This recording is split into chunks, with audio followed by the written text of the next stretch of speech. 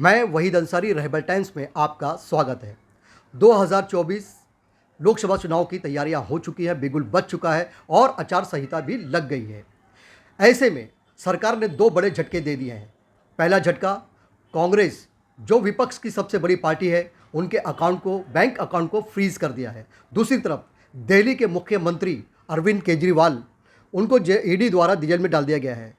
ऐसे में अगर विपक्ष कमज़ोर हो जाता है, जैसे फंडिंग की बहुत ज़्यादा ज़रूरत पड़ती है इलेक्शन के मौके पर, और ऐसे में विपक्ष की सबसे बड़ी पार्टी जो कांग्रेस पार्टी है, उसके अकाउंट को फ्रीज कर देना, यानी कि जब अकाउंट फंडिंग नहीं होगी तो प्रचार किस तरह से होगा। दूसरी तरफ जो अरविंद केजरीवाल हैं, जो दिल्ली के मुख्यमंत्री हैं, वो अपनी पार्टी के लिए कैंपेनिंग कैसे करेंगे जब वो जेल में होंगे।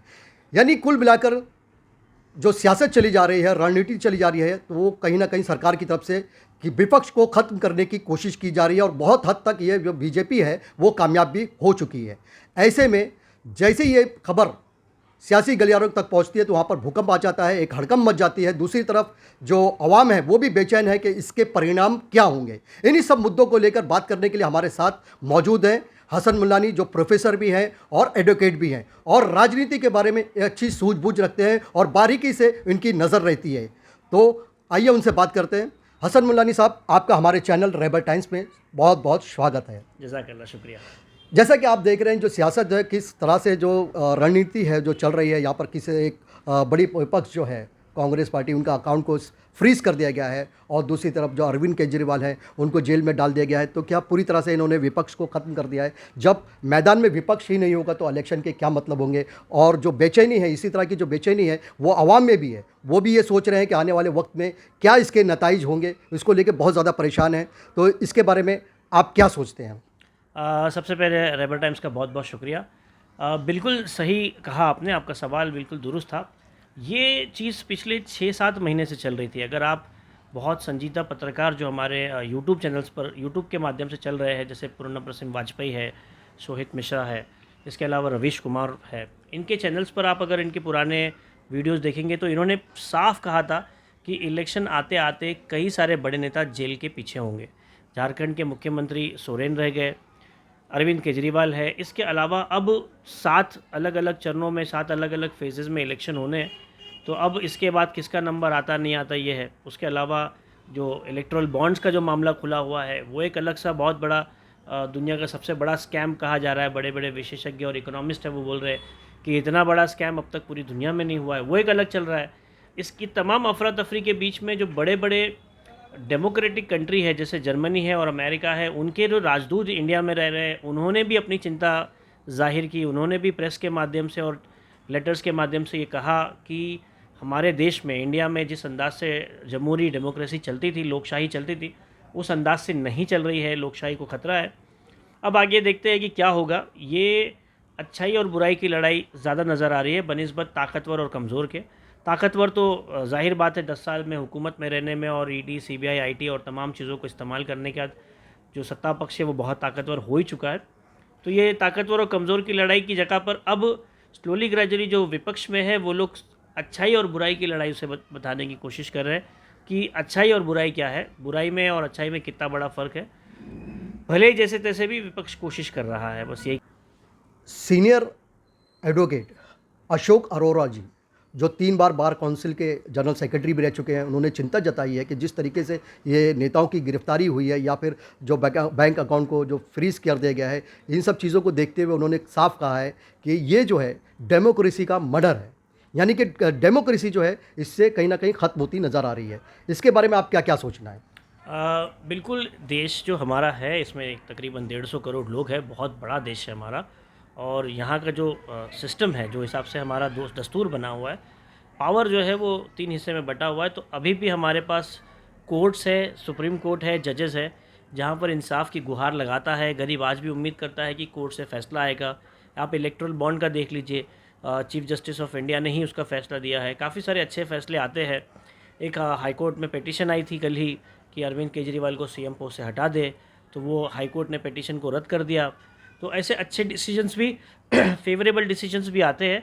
तो अब तक लोग उम्मीद लगा कर रखे, तो इस तरह से डायरेक्ट बोलना कि हमारे डेमोक्रेसी, हमारे जमहूरियत पर अटैक हो जाएगा, ऐसा नहीं है। हाँ, कहीं ना कहीं जमहूरियत खतरे में है, जिससे हम सबको मिलकर साथ में लड़ना होगा। और ऐसी फ़िरकापरस्त ताकत हो गई या ऐसी ताकत हो गई जो पावर का मिसयूज़ करते हैं, गलत इस्तेमाल करते हैं, इनको रोकना होगा।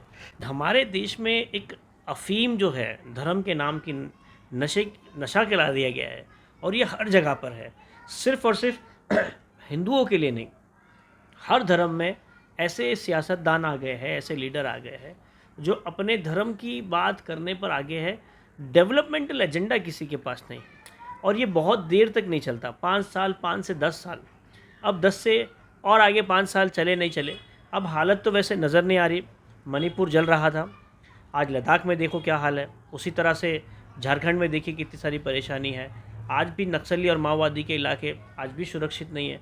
आज देखिए कितने सारे किसान पंजाब और हरियाणा के जो दिल्ली के सड़कों पर है, कई सारे बॉक्सर हैं जिनके साथ में कई सारी बदअखलाकी चीज़ें हुई, बदकारी हुई, उसको लेकर कंप्लेंट है। साउथ में ऐसी प्रॉब्लम्स है, पूरा देश प्रॉब्लम में है, बस गोदी मीडिया जिसे बोला जाता है ये लोग और जो रद्दी अखबार है ये लोग हाईलाइट नहीं कर रहे।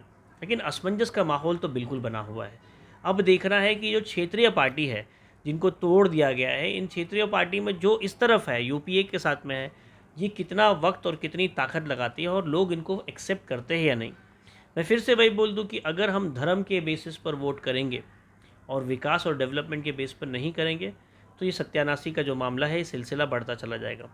और अगर थोड़ा भी समझदारी दिखाकर वोटर एक अच्छी सूझबूझ के साथ में वोट करेगा तो जाहिर बात है कि एक अच्छे चेंज के लिए आएगा। मतलब वोटर्स को ही अपना कहीं ना कुछ करना पड़ेगा, जनता ही को ही आगे आना पड़ेगा, क्योंकि बड़े बड़े नेता तो कभी जेल में जा रहे हैं, उनको डर ईडी और सीबीआई के डर में खौफ में जी रहे हैं। तो जनता को ही चाहिए कि वो इसके आने वाले वक्त में जनता को अपना रोल अदा करना पड़ेगा। जाहिर बात है, जाहिर बात है। महाराष्ट्र का ही आप देख लीजिए, कुछ न्यूज़ आर्टिकल्स वगैरह और देखते रहता हूँ तो मैं, मुझे एक बहुत अच्छी चीज़ एक पत्रकार ने बताई थी कि ताकत पहली बार टेस्ट की जाएगी बिना बड़े बड़े नेताओं के, वो नेता जो बाला साहेब ठाकरे ने बनाए थे। जो बाला साहेब ठाकरे ने जिन लोगों को बनाया, नगर सेवक से रिक्शा वाले से नगर सेवक और नगर सेवक से आमदार और मुख्यमंत्री बने, ये सब लोग आज उद्धव ठाकरे के साथ में नहीं रहेंगे। तो उद्धव ठाकरे कितनी जान लगाते हैं, आदित्य ठाकरे कितनी जान लगाते हैं, उसी अंदाज से शरद पवार का महकमा। ये वाला भी जो सेक्शन है जहाँ पर शरद पवार ने भी अपने घर वालों को और ऐसे छोटे छोटे कार्यकर्ताओं को आमदार और खासदार बनाया, आज ये उनके साथ में नहीं है। ठीक है, तो ये अपने आप में बहुत बड़ी बात है। प्रफुल्ल पटेल जिसको इतनी सारी मुसीबतों से निकाला गया, वो आज शरद पवार के बारे में उल्टा सीधा और बुरा बोलने में थकता नहीं है, बिंदास मीडिया के सामने बोल देते हैं।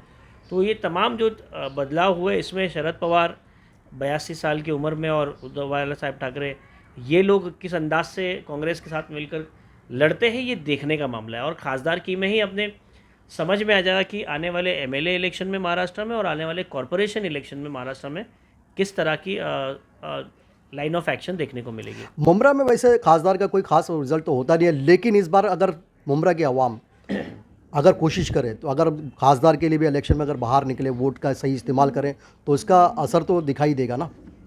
हमारा जो क्षेत्र है वो बहुत बड़ा है, कल्याण लोकसभा में हम लोग आते हैं और ये कलवा से शुरू होती है और ये अंबरनाथ, बदलापुर और उसके आगे गांव तक जाती है। बहुत बड़ा क्षेत्र है। बिल्कुल सही बात है, एक भी वोट मायने रखता है। कोई भी वोटर या कोई भी छोटा सा शहर नहीं मायने रखता, ऐसा बोलना सरासर गलत होगा। डॉक्टर श्रीकांत शिंदे जो यहाँ के भी खासदार है, उनके मानने जानने वाले, उनका एक अच्छा पॉकेट वोट है। काफ़ी सारे नगर सेवकों ने खासदार की निधि ले रखी है, तो वो कितने हद तक खासदार के खिलाफ आएंगे। काफ़ी सारे हर पार्टी के लोगों ने पैसे ले रखे हैं निधि की शक्ल में, तो ये लोग कितने आते हैं देखना पड़ेगा। तो मिलजुल कर अगर ये भी है कि इसका कंक्लूजन ये बनता है कि मुमरा में खासदार की इलेक्शन में मुमरा वालों का रोल नहीं है। एक बहुत अच्छी चीज़ जो मैं रहबर टाइम्स के माध्यम से बोलना चाहूँगा उन तमाम लोगों को जो आने वाले कॉरपोरेशन इलेक्शन में इच्छुक है, वाहिद भाई, उनके लिए ये एमपी इलेक्शन बहुत अच्छा है। उनके लिए एक बहुत अच्छा ग्राउंड है जहाँ पर ये अपने वोटर को पहचान सकते हैं। फ़र्ज़ कीजिए, एग्जाम्पल लीजिए कि किसी एक को लड़ना हो, जैसे एमआईएम के सैफ पठान है, मुस्लिम लीग की फ़रत है हमारी बहन, एसडीपीआई काफ़ी मेहनत कर रही है, समाजवादी पार्टी के लोग काफ़ी मेहनत करते हैं, कांग्रेस वक्तन ब वक्तन भूख हड़ताल वगैरह करती है। ऐसे कई सारे अलग अलग नेता हैं, सबके नाम लेना मुश्किल है। लेकिन अगर किसी एक को कॉरपोरेशन लड़ना है आने वाले इलेक्शन में, तो वो इस एमपी इलेक्शन में किसी एक कैंडिडेट को सपोर्ट करे, या मुमरा के तमाम छोटे बड़े पार्टी के लोग मिलकर एक एमपी कैंडिडेट उतारे, और उनके जो पोलिंग स्टेशन पर पोलिंग एजेंट होंगे, सर्वे करने वाले सर्वे एजेंट्स होंगे, ये डेटा जो मिलेगा, 35% 36% का, 100 लोगों में से जो 35 लोग वोट करते हैं, उतर कर वोट करते हैं, उनका डेटा इनको मिलेगा और यही लोग कॉरपोरेशन इलेक्शन में वोट करने वाले।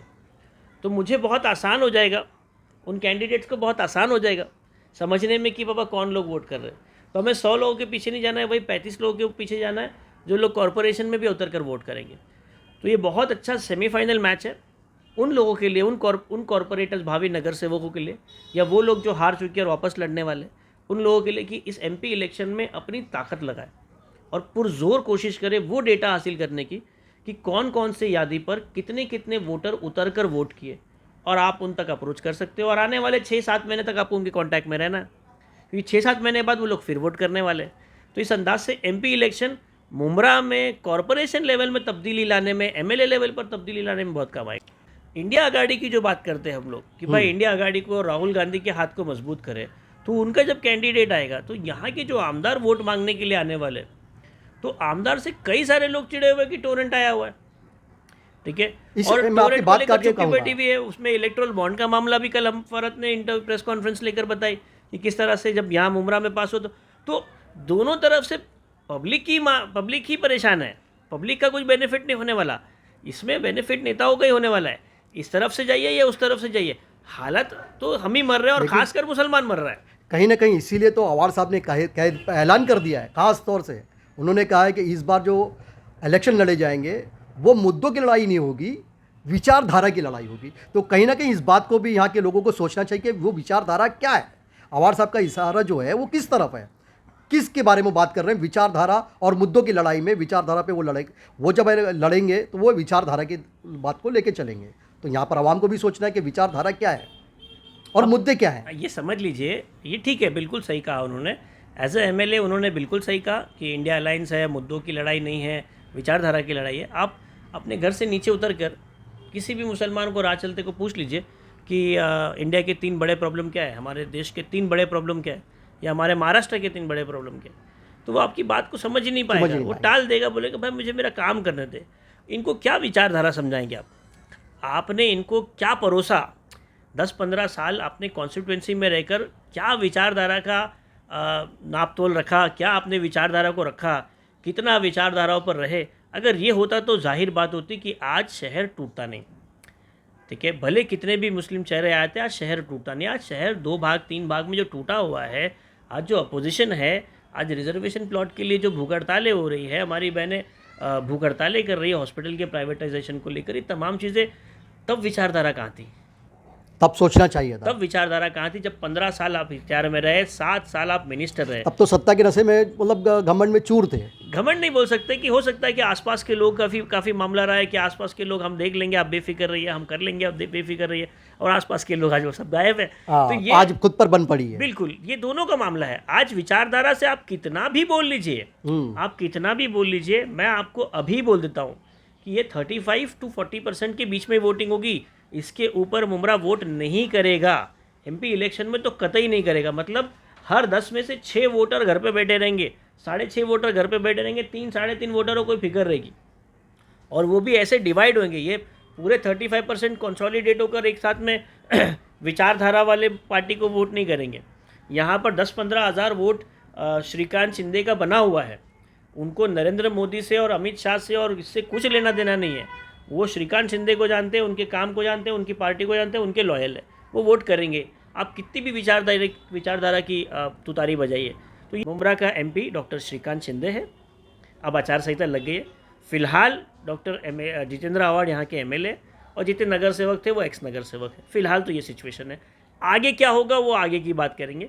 और एमपी इलेक्शन में मुमरा के छोटे छोटे कॉरपोरेटर जो भावी नगर सेवक बनना चाहते हैं वो कितना एक्टिवली रहते, फिर देखते हैं। विचारधारा की लड़ाई होती है कि मुद्दों की लड़ाई होती है, मुद्दों की लड़ाई होती है कि पैसों की लड़ाई होती है, और क्या होता है वो देखेंगे फिर वक्त के साथ। जी बहुत बहुत शुक्रिया अपने विचार हमारे साथ शेयर करने के लिए। ये थे हसन मुल्लानी साहब, जिन्होंने बड़ी बेबाकी से अपनी बात रखी, और आने वाले वक्त में जो है चुनाव के बाद क्या नतीजे आएंगे इसके बारे में तो अभी भी ये खुद भी कंफ्यूज है, हम भी कंफ्यूज हैं। और जैसा अब ये तो आने वाला वक्त ही बताएगा कि इसमें जो राजनीति चल रही है इसका फ़ायदा किसको पहुंचेगा, किसको नहीं पहुंचेगा, ये तो देखने वाली बात है। तो ये थी हमारी आज की खबर। हर तरह की खबरों के लिए देखते रहें रेबल टाइम्स। हमारे चैनल को सब्सक्राइब करें, लाइक करें, शेयर करें और हाँ, बेल आइकन का बटन दबाना ना भूलें ताकि हमारी हर खबर सबसे पहले आप तक पहुँचे।